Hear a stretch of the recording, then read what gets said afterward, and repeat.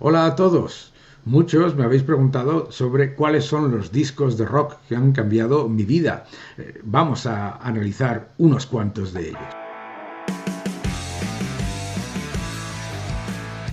Me he ido al almacén a buscar algunos de los discos que cambiaron mi vida porque la semana pasada hicimos un vídeo sobre los discos, mis discos favoritos del heavy metal, eran solo 5 y la cosa se quedó un poco deslucida. Empecemos por el principio. Todo empezó con ¿qué? Los Beatles. El Sgt. Pepper's de los Beatles fue no solamente un álbum que hizo una gran diferencia, generó una gran diferencia para mí después de escuchar las cosas en la radio, etcétera. Empezar a escuchar a los Beatles, desde luego, para mí fue una revelación. No solamente Sgt. Pepper's, pero este disco en particular lo tenía mi padre, Yellow Submarine, que tenía todos aquellos temas más complejos y también más interesantes de la época de esa psicodelia. Para mí, Sgt. Pepper's y Yellow Submarine fueron el principio. Después de ello, me compré todos los discos de los Beatles, de Wings, de Paul McCartney, de John Lennon, de Ringo Starr, de George Harrison, de los Traveling Wilburys, da igual, me encantan los Beatles. Seguimos. Asia.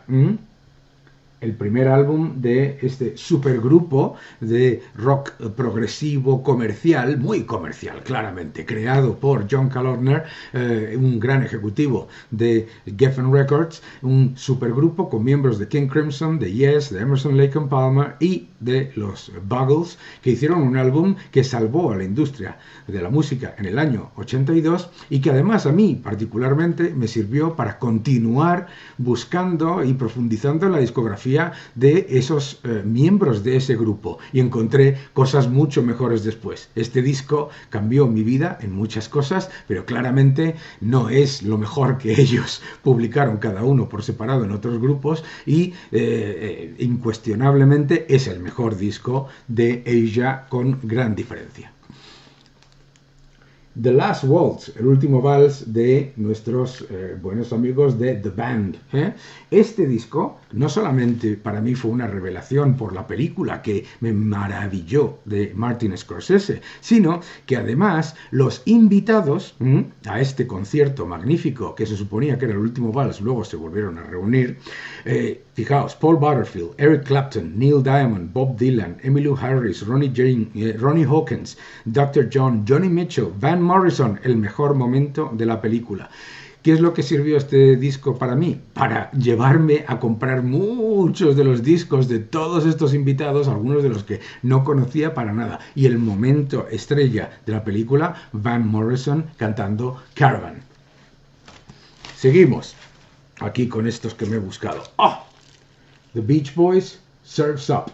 Cuando yo era un chaval, nos decían que los Beach Boys eran un grupo para adolescentes, una cosa ridícula, etcétera, etcétera, y que la música pues era como pues muy comercial y para los verdaderos rockeros no servía nada. Cuando compré este disco, Surf's Up, me llevé la gran sorpresa. Claro, los Beach Boys, un grupo absolutamente espectacular con ese genio Brian Wilson que incluye aquí algunos de sus mejores temas, pero, por supuesto, para lo que me sirvió es para después encontrar este disco muchos años después. He tenido piratas de todo de esto, de Smile, de los Beach Boys, Pet Sounds y comprar toda su discografía. Me encantan y os recomiendo a todos los que penséis que los Beach Boys son Surfing USA y Fun que no dejéis de comprar Smile, Pet Sounds, por supuesto, Surf's Up y toda su discografía de los años, digamos, menos comerciales, pero claramente muy, muy, muy innovadores. Seguimos. Chicago. Chicago, el grandes éxitos de su primera etapa. Cuando yo conocí a Chicago, probablemente como tantos vosotros, este grupo lo que hacía era fundamentalmente baladas producidas por David Foster y con un sonido extremadamente comercial. Hasta que alguien me dijo que los primeros álbumes de Chicago eran una absoluta maravilla, que tenían una calidad espectacular, muy progresivos y muy innovadores. Este álbum, que incluye los éxitos de su primera parte, es absolutamente excepcional y muestra la versatilidad que tenía este grupo. Más importante todavía, me llevó a comprar todos los anteriores, la mayoría de ellos dobles. Def Leppard, Pyromania. A mí no me gustaba el rock duro cuando yo era un chaval. Me parecía que el rock duro era demasiado agresivo, etc. Uno de los primeros discos de rock duro que compré fue este. Obviamente, 4 años después, llegó esto.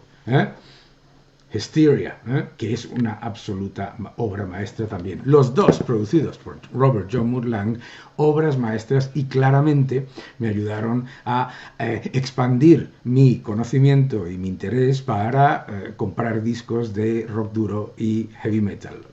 Pyromania, una maravilla. Deep Purple in rock. Deep Purple in rock. Esto no es un disco, esto es una absoluta joya, esto es una maravilla.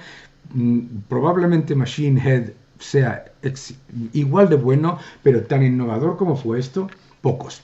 Obviamente, después cuando compré, los tenéis ahí todos detrás, toda la discografía de Deep Purple, de Rainbow, de Whitesnake, etc., me encontré, por supuesto, Made in Japan y todos esos discos en directo. Merece la pena comprar los discos en directo de Deep Purple más que los discos en estudio, pero esto es una obra maestra. Seguimos. Emerson, Lake and Palmer, Tarkus. Perdón, Trilogy. ¿Y por qué decía Tarkus? Porque la primera vez que escuché a Emerson, Lake and Palmer fue ese disco que se llamaba Tarkus, que incluía un tema que duraba casi 20 minutos y que me pareció imposible de entender.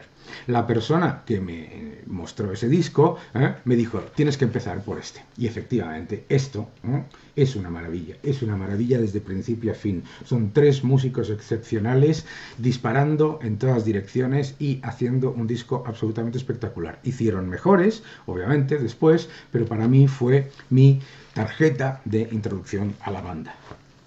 Elton John, Captain Fantastic and the Brown Dirt Cowboy y Goodbye Yellow Brick Road. Madre mía de mi vida. Elton John, cuando empezó, no hacía nada más que obras maestras, pero cuando hablo de obras maestras, hablo de discos en los que todas las canciones son excepcionales. Es que es increíble, incluido uno doble, es que es increíble que entre 1970 y 1975 este artista, que después, obviamente, pues no ha producido esa maravilla constante, en ese periodo solamente publicaba genialidades. Increíble, Elton John. Genesis, Seconds Out. El primer disco que me presentaron de Genesis, un disco en directo en el que tocaban, ya con Phil Collins cantando, la mayoría de las canciones que habían compuesto con Peter Gabriel cuando estaba en el grupo. Este disco es una auténtica maravilla. Al día de hoy todavía suena maravillosamente. Y fue mi tarjeta de introducción que luego me llevó a estos dos. Genesis, The Lamb Lies Down on Broadway y Selling England by the Pound. Por Dios de mi vida, 2 obras maestras del rock progresivo, igual que Trilogy, el que comentaba antes. Guns N' Roses, Appetite for Destruction. Este disco a mí me cambió la vida porque yo había mucho heavy metal que yo rechazaba, mucho hard rock duro que yo rechazaba porque de entrada me lo vendían como demasiado agresivo, demasiado negativo y no se escuchaba en las radios. Este disco fue el primero, este además es el de la portada sin censurar, la que vosotros veis ahora es la censurada. Este disco me abrió los ojos y los oídos a un rock mucho más duro y sobre todo me abrió los ojos a escuchar a Aerosmith y comprar todos los discos de Aerosmith después. Jethro Tull, Thick as a Brick. Jethro Tull, Ian Anderson, uno de los grandes compositores y más ignorados por la crítica y por el establishment, pero qué gran compositor, y estos 2 discos, Thick as a Brick y War Child, para mí no tienen comparación. Obviamente tienen grandísimos discos, pero me ayudó a mover también y a expandir mi horizonte, no solamente al rock progresivo del que bebía Jethro Tull, sino también a la música, al folk rock, a la música británica más celta, etcétera, etcétera. Maravilloso, absolutamente espectacular. Kansas, Two for the Show.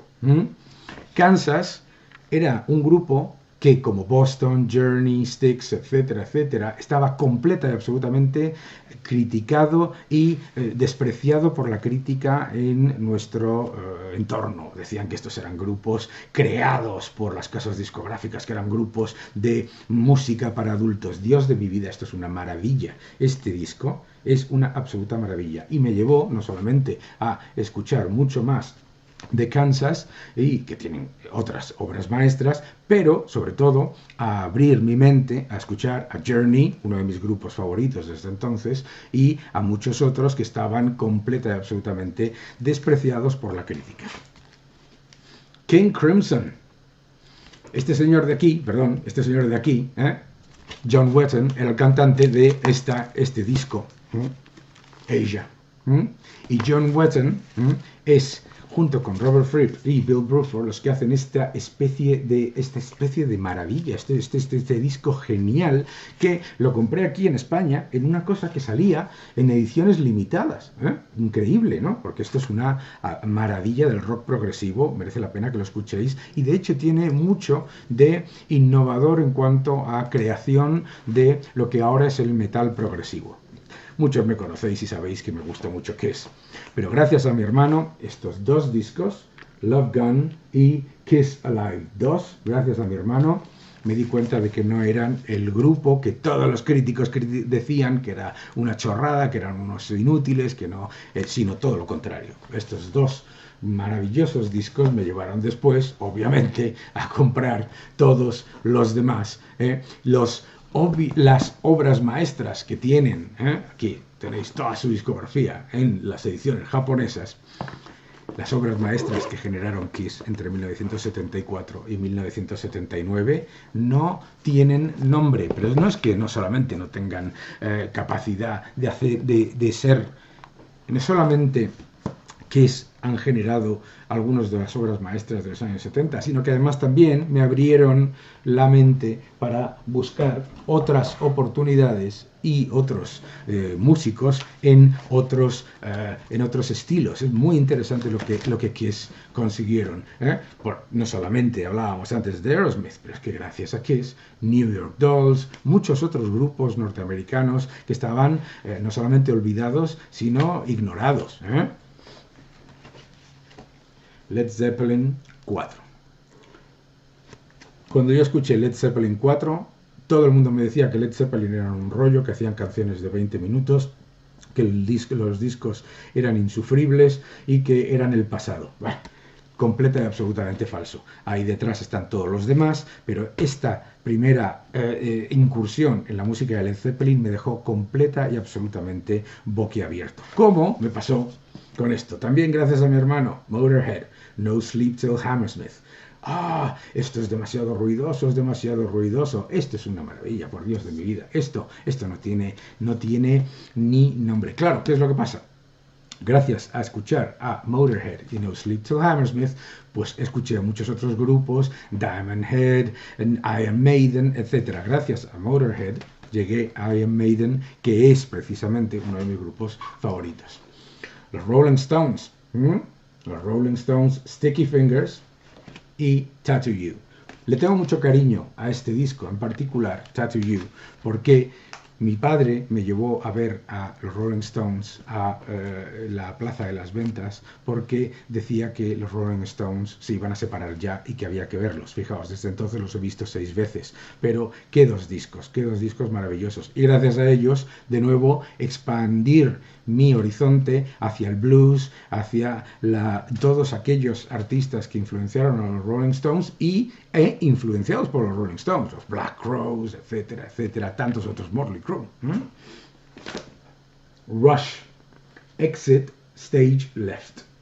Yo tenía que comprar los discos de Rush en Inglaterra porque no se publicaban en España. Cuando vivía en Inglaterra los traía de Inglaterra, y este disco para mí es lo mejor que tienen a nivel directo. Pero es que claro, tienen obras maestras Moving Pictures, que viene, que es la gira de este disco, Permanent Waves, después Signals, maravilloso, un grupo de rock progresivo, rock duro, increíble, increíble, que después me llevó a escuchar a Marillion, a Saga, a tantos otros grupos que, a Triumph, que después pues no eran tan populares aquí. Bruce Springsteen, The River. Bruce Springsteen, The River. Cuando yo vine a España, resulta que Bruce Springsteen tocaba en Barcelona presentando este maravilloso disco y yo no pude verlo. Y tuve la oportunidad después de ver a Bruce Springsteen and the E Street Band muchas veces. Este disco para mí, el mejor. Eso no significa que no haya hecho obras maestras, Born to Run, Darkness on the Edge of Town y por supuesto muchos discos después. Pero esto a mí me pareció una absoluta revelación. Y también me acercó al soul y al rhythm and blues del resto del mundo. Styx, Paradise Theatre. Odiado por los críticos, odiado por el establishment, por todos los supuestos conocedores. Este disco es una absoluta maravilla. La combinación de tres talentos como Dennis DeYoung, Tommy Shaw y James Young, Styx, hacían una música fabulosa. Ahora el mundo les reconoce, pero en aquella época, igual que Kansas, igual que Chicago, igual que Boston, igual que Journey, eran dilapidados por la crítica, como Van Halen. Es tan triste que el primer disco de Van Halen, que para el mundo ha sido un antes y un después en cuanto a música, yo no tuviese acceso a él porque toda la crítica decía que era una auténtica basura. ¡Qué vergüenza!